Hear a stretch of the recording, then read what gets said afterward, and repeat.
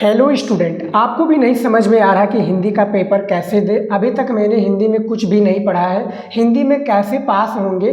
तो ये सारे जो डाउट हैं आपका आज की इस वीडियो में हम क्लियर करने वाले हैं। हिंदी में जिन भी स्टूडेंट ने कुछ भी पढ़ा नहीं है और जिनको कुछ नहीं समझ में आ रहा कि हिंदी का मैं पेपर कैसे दूंगा, कैसे पास होऊंगा, कैसे अच्छे नंबर लेकर आऊँगा हिंदी में, तो आज के इस वीडियो को देखिए, क्योंकि हिंदी में पास होने का जादुई ट्रिक हम आप सभी के लिए लेकर आए हैं। जिन भी स्टूडेंट को नहीं समझ में आ रहा और जिन्होंने कुछ भी नहीं पढ़ा है, हिंदी में सिर्फ पास होना चाहते हैं, उनको अच्छे मार्क्स लाने से कोई मतलब नहीं है। उनको सिर्फ मार्क्स लाना है, 65% आ जाए तो ठीक है, 70% आ जाए तो ठीक है, 75% आ जाए तो ठीक है और 80% आ जाए तो भी ठीक है। तो इतना नंबर, यदि इतना प्रतिशत आप लोगों को लाना है तो आज का वीडियो आप सभी के लिए है।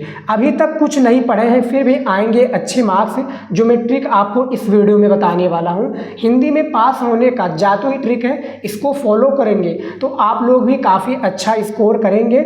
आप लोगों का 80% तो आपका कहीं पर नहीं गया है। जिन भी स्टूडेंट ने कुछ भी नहीं पढ़ा है, हिंदी का ये वीडियो देख लीजिए, आपको 80% लाने से कोई भी नहीं रोक सकता है। तो वीडियो को लास्ट तक जरूर देखिएगा, काफ़ी इंफॉर्मेटिव वीडियो होने वाला है आप सभी के लिए। 2025 हिंदी का ये पेपर है, 2025 बोर्ड में आपका पेपर होने वाला है और ये हिंदी का पेपर है। पूरा मैं पेपर आपको सॉल्व करके दिखाऊंगा और वो भी कॉपी में आपको लिखने का तरीका भी बताऊंगा और कैसे आपको प्रश्नों का उत्तर देना है, क्योंकि आपको प्रश्न का उत्तर नहीं पता है। आप देख सकते हैं ये कॉपी है और कॉपी में आपको लिखने के लिए 4 चीज़ें बहुत ज़्यादा ज़रूरी है। एक आपका ब्लैक पेन, एक आपका ब्लैक स्केच, एक आपका ब्लू पेन और एक आपकी पटरी यानी स्केल। ये 4 चीज़ें बहुत ज़्यादा ज़रूरी है हर एक विद्यार्थी के लिए जो बोर्ड एग्जाम में क्या है पेपर देने वाले हैं, ठीक है। उसके बाद में देखिए एक कॉपी मिलती है, बोर्ड के द्वारा एक कॉपी मिलेगी कुछ इस तरीके से। आपको करना क्या है, जो दोनों साइड में आपको क्या है डंडी से, यानी ये जो ब्लैक स्केच है ना, ब्लैक स्केच और इसके बाद में पटरी, इसकी सहायता से आपको लाइनों को क्या है डंडी खींच देनी है। इससे क्या लगेगा, जब जो भी आप लिखेंगे सारी चीज़ें आपका इसी बॉक्स में आएगा, ठीक है। इस तरह से लाइनें खींच दीजिए।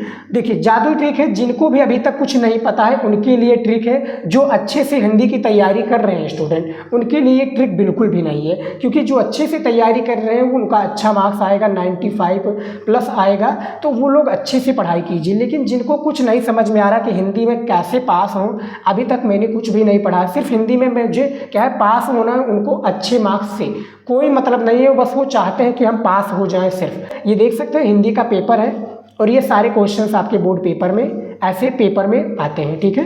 ये सारे क्वेश्चंस जो है कैसे हल करना है चलिए देख लेते हैं। अब यहाँ पर देखिए स्टूडेंट, देखिए समय 3 घंटा 15 मिनट दिया था, आप लोगों को पता होगा। नेट में के प्रारंभ के 15 मिनट परीक्षार्थियों को प्रश्न पत्र पढ़ने के लिए निर्धारित है। 2 खंड में होता है क्लास 12 का।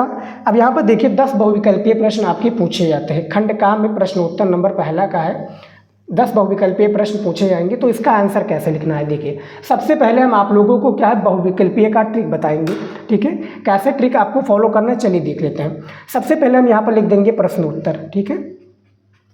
यहाँ पर मैंने लिख दिया प्रश्नोत्तर संख्या, ठीक है, प्रश्नोत्तर संख्या 1, ठीक है। उसके बाद में क्या कर देंगे, अंडरलाइन कर देंगे। अंडरलाइन से क्या होता है स्टूडेंट, जो कॉपी है हमारी, जो हेडिंग है वो अच्छा दिखने लगता है, ठीक है। समझ में आ गया। अब चलिए देख लेते हैं बहुविकल्पीय ट्रिक, क्योंकि हमें क्या बताना है आप लोगों को, बहुविकल्पीय का ट्रिक बताना है, तो उसको भी हम चलिए देख लेते हैं।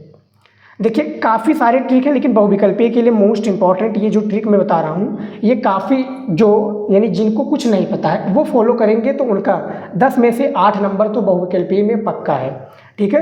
तो चलिए देख लेते हैं उसको भी।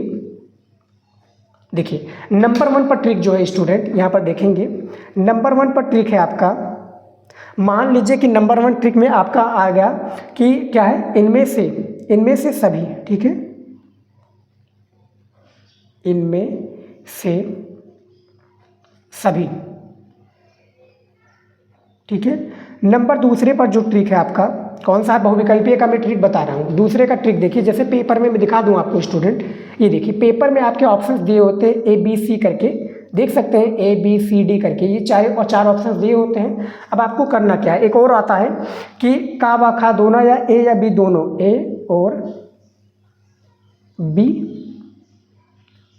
दोनों, ठीक है, A और B दोनों, ये भी आपका हो गया।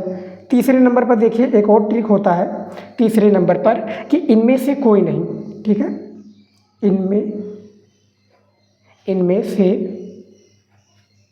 कोई नहीं, ठीक है, इनमें से कोई नहीं, ठीक है, या इनमें से कोई नहीं, इनमें से सभी, ठीक है, या चारों में या तीनों में से कोई नहीं। एक और होता है कि इनमें से कोई नहीं, इनमें से सभी। एक और होता है जैसे अब मान लीजिए कि इनमें से सभी हो गया, ए और बी हो गया, इनमें से कोई नहीं हो गया। एक और पूछ लिया जाता है स्टूडेंट, ठीक है, इस तरह से कि आप लोगों को ट्रिक लगाना होगा A B C and D, ये 4 ऑप्शंस होते हैं आपके बहुविकल्पीय में। तो आपको करना क्या है, मान लीजिए कि आपको अंदाज़ा लगाना है, एक प्रकार से तुक्का लगाना है। तुक्का सबसे ज़्यादा जो सही होता है ए वाले पर टिक लगाइएगा, ए सबसे ज़्यादा सही होता है। और उसके बाद में क्या सही होता है, ए के तत्पश्चात आपका बी और सी, ये 3 चीज़ें जो होते हैं, ये तीनों में आपको तुक्का लगाना है। अब तुक्का कैसे लगाएंगे, देखिए मान लीजिए कि आपका एक क्वेश्चन मैं आपको दिखा दूँ, ये बहुविकल्पीय प्रश्न है, ठीक है, बहुविकल्पीय प्रश्न में आप लोग देख सकते हैं यहाँ पर दिया हुआ है। अब जैसे कि समकालीन कविता के प्रमुख कवि हैं, अब आप लोग यहाँ पर देखेंगे तो थोड़ा दिमाग लगाएंगे कि भैया हमने ये पढ़ा था, नहीं पढ़ा था, फिर भी आप देखेंगे कि समकालीन के भैया कविता के लेखक हैं, सूफी काव्यधारा के कवि हैं, ठीक है, इस तरह से आप लोग देखेंगे तो आपको थोड़ा समझ में आ जाएगा। फिर यहाँ पर देखिए इनमें से सुंदर का ग्रंथ कौन सा है, सन्नाटा निबंध के रचनाकार हैं। तो जब आप लोग थोड़ा देखेंगे और अपना तुक्का लगाएंगे, क्योंकि अधिकतम क्या है आपका 10 क्वेश्चन है और 10 क्वेश्चन में से आप क्या है तुक्का लगाते हैं तो आपका 8 या 7 तो बिल्कुल सही जाता है स्टूडेंट, क्योंकि इसमें टॉपर बच्चे ने भी फॉलो किया है, उसमें 8 या 7 उसका बहुविकल्पीय प्रश्न सही गया है, ठीक है। तो ये बहुविकल्पीय का ट्रिक है जो कि 4 आपका सबसे ज़्यादा पूछा जाता है, ठीक है, इनमें से सभी ए और बी, उनमें से कोई नहीं। और ये क्या होता है 99% क्या होता है, ये सही होते हैं, इनमें से सभी ए और बी और इनमें से कोई नहीं, ठीक है। ये सब बहुविकल्पीय का ट्रिक है, लेकिन मुझे क्या करना है, आपको सिर्फ यही फॉलो करना है, ठीक है। बहुविकल्पीय प्रश्न छोड़ना नहीं है, सबको लिखना है। तो देखिए हमारा 10 बहुविकल्पीय मान लीजिए कि हो गया, कंप्लीट हो गया, हमने कर दिया कंप्लीट, ठीक है। अब हमारा आ जाता है विकल्पीय का, आपको ट्रिक बता दिया। अब देखिए गद्यांश को कैसे हल करना, क्योंकि गद्यांश का आपको 10 नंबर बहुत ही ईजी तरीके से मिल जाएगा। जिन्होंने भी कुछ नहीं पढ़ा है और जिनको नहीं समझ में आ रहा गद्यांश कैसे हल करा जाता है, तो बिना पढ़े भी ये गद्यांश हल करके आप लोग 10 नंबर गद्यांश में पा सकते हैं। कैसे पाएंगे चलिए देख लेते हैं। जैसे यहाँ पर दिया हुआ है कि दिए गए गद्यांश पर आधारित निम्नलिखित प्रश्नों का उत्तर दीजिए, ठीक है। तो यहाँ पर हमें क्या करना है, प्रश्न का उत्तर देना है। प्रत्येक प्रश्न के लिए 2 नंबर दिए जाएंगे, 5 प्रश्न होता है जैसा कि यहाँ पर आप लोग देख सकते हैं, अथवा करके 2 दिए जाते हैं, आपके 2 गद्यांश दिए जाते हैं। मान लीजिए कि आपका ये ऊपर वाला नहीं समझ में आ रहा, जो कि भाग्य और पुरुषार्थ से लिया गया है और इसके जो लेखक हैं जैनेन्द्र कुमार जी हैं, ठीक है। तो यहाँ पर जो पूछा गया कि उपयुक्त गद्यांश के पाठ और लेखक का नाम बताई दीजिए, तो हमने बता दिया है, 2 नंबर हमें मिल जाएगा।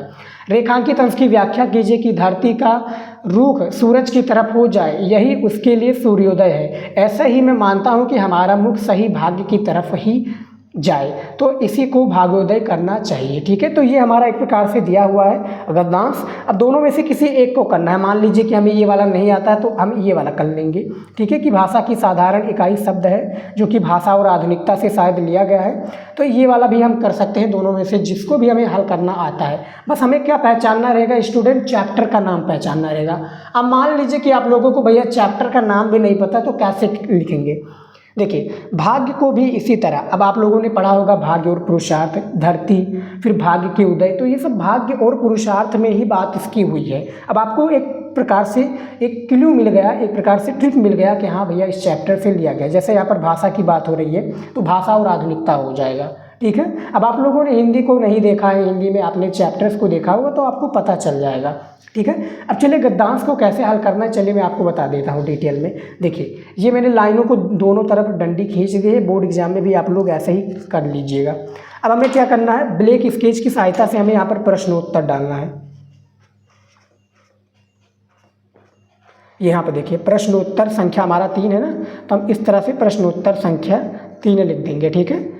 यहाँ पर लिख दिया, उसके बाद में नीचे अंडरलाइन कर देंगे। अंडरलाइन करने से क्या होता है कि जो हमारी राइटिंग है, जो हमारी हेडिंग है, वो अच्छी से दिखने लगती है, ठीक है। अब यहाँ पर देखिए हमारा जो पहला क्वेश्चन दिया हुआ था, जैसे कि मैं पहला वाला हल कर रहा हूँ स्टूडेंट, क्या है ये मैं पहला वाला हल कर रहा हूँ गद्यांश को, तो हमें करना क्या है, जैसे अथवा दिया है तो उपयुक्त गद्यांश के पाठ और लेखक का नाम लिखिए। तो हमें पाठ और लेखक का नाम तो पता है, ठीक है, तो कैसे लिखेंगे चलिए दिखा देता हूँ। देखिए अब आपको करना क्या है, यहाँ पर संकेत डालना, क्योंकि आपको संकेत डालना बहुत ज़्यादा ज़रूरी है। इससे क्या होता है, एग्जामिनर को ये पता चल जाएगा कि बालक ने कौन सा गद्यांश को हल किया है। ठीक है, तो संकेत में कैसे आपको हल करना है, देखिए संकेत में आपको करना क्या है बेसिकली, यहाँ पर देखिए संकेत में आपको करना है जैसे जो आगे का 2 लाइन है, जैसे भाग्य को भी इसी तरह, तो ये आगे वाला 2 लाइन यहाँ पर हम लिख देंगे और जो लास्ट का 2 लाइन है ये पीछे लिख देंगे। कैसे लिखेंगे चलिए दिखा देता हूँ। जैसे भाग्य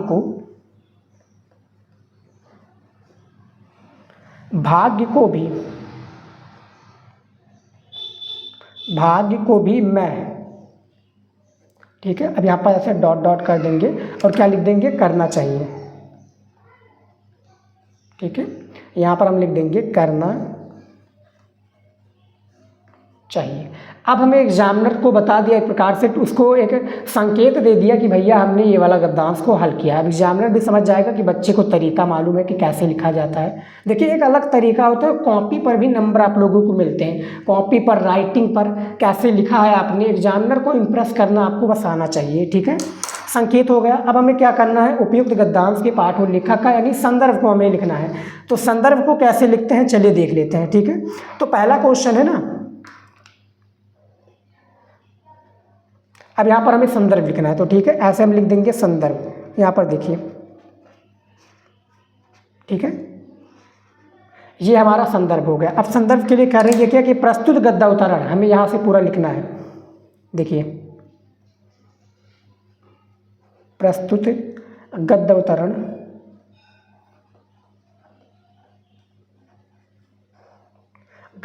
हमारी पाठ्यपुस्तक,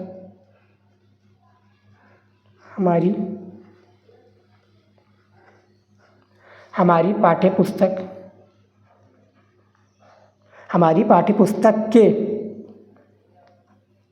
गद्य भाग, यहाँ पर हमें क्या करना है, ब्लैक पेन का यूज करना है। यहाँ पर लिख देंगे गद्य भाग। ठीक है, के गद्य भाग। ठीक है, हमने लिख दिया कि गद्य भाग में, इसको ऐसे कर देंगे गद्य भाग में। ठीक है, अब यहाँ पर नीले पेन का प्रयोग करना है क्योंकि बहुत ज़्यादा ज़रूरी है, ऐसे करना है आपको में। ठीक है, उसके बाद संकलित में, संकलित, ठीक है, संकलित एवं भारतीय संस्कृत,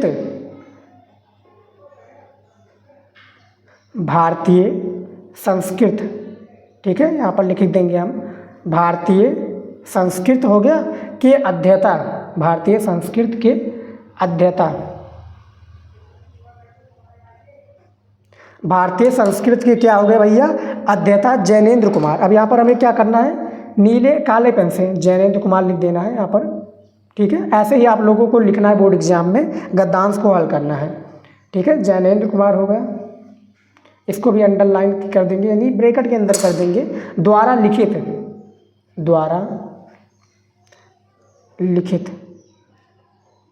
ठीक है, द्वारा लिखित भाग्य और पुरुषार्थ, द्वारा लिखित भाग्य और पुरुषार्थ, यहाँ पर लिख देंगे भाग्य और पुरुषार्थ,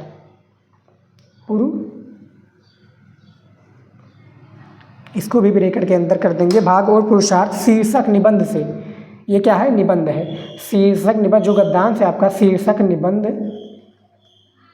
ठीक है, शीर्षक निबंध से अवतरित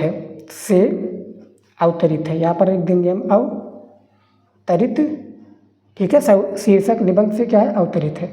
अब ये हमारा गद्यांश का जो एक प्रकार से संदर्भ था, मैंने एक प्रश्न का उत्तर दे दिया, 2 नंबर अब मिल जाएगा। अब यहाँ पर दिया हुआ है रेखांकित अंश की व्याख्या, तो रेखांकित अंश की व्याख्या कैसे करेंगे चलिए दिखा देता हूँ आपको। यहाँ पर लिखना ऐसे यानी ब्लैक स्केच से दूसरा नंबर डाल देना है, यहाँ पर लिख देना है रेखांकित अंश की व्याख्या। इस तरह से काले पेन से भी लिख सकते हैं, नहीं तो आप ब्लैक स्केच से भी लिख सकते हैं रेखांकित अंश की, देखिए रेखांकित अंश की व्याख्या। ठीक है, इस तरह से आप लोगों ने लिख दिया रेखांकित अंश की व्याख्या। यहाँ पर देख सकते हैं कैसे, ये देखिए रेखांकित अंश की व्याख्या मैंने कर दिया। अब हमें क्या करना है, यहाँ पर हमें लिखना है, क्या लिखना है कि जब धरती का, ऐसे लिख देना है कि जब धरती, ठीक है, जिनको आता है इस तरह से लिख दीजिएगा, नहीं तो आपको क्या करना है, देखिए मैं ट्रिक बता रहा हूँ ना, तो ट्रिक के लिए आपको करना क्या है, जैसे रेखांकित अंश की व्याख्या लिखे है ना, तो ये जो यहाँ से लेकर यहाँ तक आप लोग पेस्ट कर दीजिए, यही उठाकर यही लिख दीजिए। तो कम से कम 2 में से 1 नंबर तो आपका कंफर्म है, क्योंकि आपने लिखा है। अब बाकी के जो 3 क्वेश्चन बचते हैं, इसका आंसर इसी में मिलेगा। कैसे मिलेगा चलिए दिखा देता हूँ। देखिए, लेखक ने भाग्योदय की तुलना किससे की है? तो यहाँ पर देखिए, लेखक ने भैया भाग्योदय की तुलना किससे की है? यहाँ पर देखिए, धरती का रूप सूरज की तरफ इसकी भाग्योदय है। तो ठीक है, इसमें देख सकते हैं कि भाग्योदय की तुलना किससे की गई है। यहाँ पर देख सकते हैं इसका आंसर, तीनों का आंसर आपको इसी में मिलेगा। ठीक है, यहाँ पर वीडियो को रोक कर आराम से देख सकते हैं। लेखक ने किस विधाता का दूसरा नाम बताया? तो भाग्य को भी इसी तरह बताया, और वो दूसरा विधाता का नाम है। देखिए, वो दूसरा विधाता किसका नाम है? भाग्य का नाम है। ठीक है, यदि सूर्य का उदय नहीं होता तो हम किसे सूर्योदय मानते हैं? तो ये देखिए, सूर्य उदय ऐसे ही मानते हैं कि हम भाग्य की तरफ है और सूर्योदय कहना चाहिए। तो यहाँ से लेकर यहाँ तक इसका आंसर लिख दीजिए। तो यानी आपको मिलना है 10 नंबर में से 9 नंबर कन्फर्म है। 1 नंबर आपको चाहे रेखांकित अंश की व्याख्या पर कट जाए, नहीं तो पूरा नंबर आपको एग्जामिनर देगा। ठीक है, तो ये यहाँ पर वीडियो काफ़ी लंबा हो गया, तो यहाँ तक आप लोग समझ लीजिए स्टूडेंट। अब आपको कुछ हिंदी में डाउट आ रहा है तो मैं इंस्टाग्राम की आईडी अपना मैं नीचे दे रहा हूँ, वहाँ पर आइए मैसेज कीजिए। मैं आपको पूरा ट्रिक बताऊँगा, एक प्रकार से मैं पूरी जानकारी दूँगा कि कैसे आप लोगों को पास होना है। ठीक है, मेरी एक कॉपी वाली वीडियो आएगी, कॉपी वाली वीडियो में भी मैं आपको पूरी जानकारी दूँगा कि कैसे आप लोगों की हिंदी की कॉपी लिखना है बोर्ड एग्जाम में। ठीक है, और उसमें भी मैं काफ़ी सारी ट्रिक बताया हूँ जिससे आप लोग फॉलो करके काफ़ी अच्छा कर सकते हैं स्टूडेंट। तो कोई भी डाउट है तो आप क्या है, इंस्टाग्राम की आईडी दी हुई है शिवम स्टडी नॉलेज, आइए वहाँ पर मैसेज कीजिए, मैं सारे डाउट आपका क्लियर कर दूंगा। तो इस वीडियो में इतना ही, मिलता है नेक्स्ट वीडियो में। जय हिंद।